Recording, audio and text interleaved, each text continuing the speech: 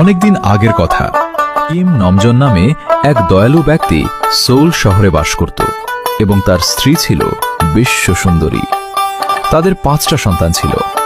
প্রথম সন্তান, যার নাম ছিল হাবি, সে সবসময় খুব হাসি খুশি থাকে। দ্বিতীয় বাচ্চাটার নাম ছিল বিল্লু। এই বাচ্চাটি বাকি বাচ্চাদের তুলনায় অনেক বেশি অলস ছিল। তৃতীয় বাচ্চাটার নাম ছিল টেপা।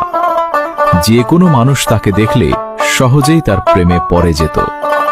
চতুর্থ বাচ্চাটির নাম ছিল তে। রূপে গুণে কোনো অংশ কম ছিল না তার। এবং পঞ্চম বাচ্চাটির নাম হল কুকি। বাকি 4 ভাইদের থেকে সে একটু বেশি চঞ্চল ছিল। কোনো জায়গায় স্থির হয়ে বসে থাকতে পারে না। সারাদিন খেলাধুলায় মেতে থাকে। বলা বাহুল্য যে সম্ভবত তার মাথার কয়েকটা তার ছিঁড়া ছিল।